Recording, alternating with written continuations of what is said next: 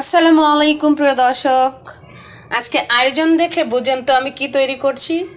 দেখেন, আজকে তৈরি করছি মেয়োনিজ। নিয়েছি 2টা সিদ্ধ ডিম। এতদিন তো কাঁচা ডিম দিয়ে মেয়োনিজ করলে আসলে আমার খেতে ইচ্ছে করতো না, এখন তো সিদ্ধ ডিম দিয়ে মেয়োনিজ হয়, তাই 2টা ডিম নিয়ে নিলাম। নিয়েছি 1 টেবিল চামচ চিনি, 1 টেবিল চামচ গুঁড়া দুধ, নিয়েছি একটু আদা কুচি, একটা রসুন, একটু গোলমরিচ গুঁড়ো, একটু লেবু, নিয়েছি ভিনেগার আর সয়াবিন তেল। তা আমি প্রথমে এইখানে একে একে সব কিছু দিয়ে দিব। আমি একটু ডিমটা মাঝখানে একটু কেটে দিব। এই তো আমি একটু ছুরি দিয়ে একটু কেটে দিব ডিমটা। এই তো ডিম দিয়ে দিচ্ছি।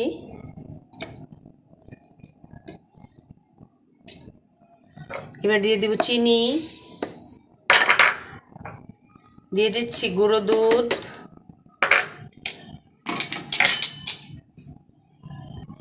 দিয়ে দিব আদা রসুন আর একটু গোলমরিচের গুঁড়ো।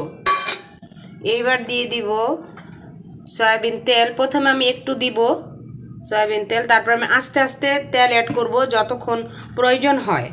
এবার দিয়ে দিব লেবুর রস,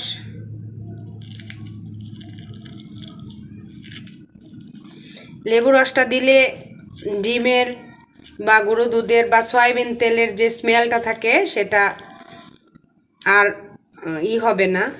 অনেকে ডিমের গন্ধ খেতে চায় না মেয়োনিজ।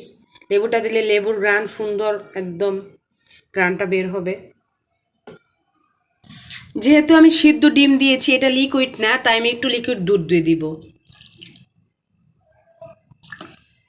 কারণ সিদ্ধ ডিমটার কুসুমটা শুষ্ক আর কাঁচা ডিম দিলে কুসুমটা পানি পানি হয়, নরম হয়, তার জন্য একটু দুধ দিয়ে দিলাম। এবার আমি ঢাকনাটা লাগিয়ে ব্লেন্ড করব।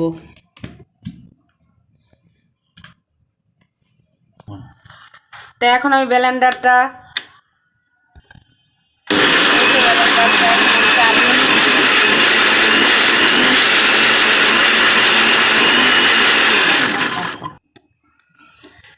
এই দেখেন একটা ফ্যাটাতে এরকম হয়েছে। এখন আমি আরেকটু সয়াবিন তেল দিয়ে দিব।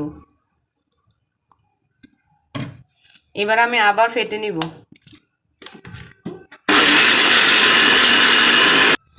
প্রিয় দর্শক, এবার আমি একটু ভিনেগার দিয়ে দিব যাতে বেশ কিছুদিন সংরক্ষণ করে রাখা যায় নর্মাল ফ্রিজে। দিয়ে দিলাম একটু ভিনেগার, 1 চামচের মতো দিয়েছি, অল্প এই যে। এবার আমি আর একটু ফেটে নিব ভিনেগার দিয়ে। প্রিয় দর্শক, আমার মেয়োনিজ বানানো শেষ হয়ে গেছে। এই দেখেন, এই তো মেয়োনিজটা এই যে এরকম ঘনত্ব হয়েছে। এটা ফ্রিজে রাখলে আরও ঘন হয়ে যাবে। তো প্রিয় দর্শক, সবাই ভালো থাকবেন। আর মেয়োনিজের এই রেসিপিটা যদি আপনাদের ভালো লাগে তাহলে এইভাবে মেয়োনিজ করে খাবেন। আর আমাকে লাইক শেয়ার ফলো দিবেন। আল্লাহ হাফেজ।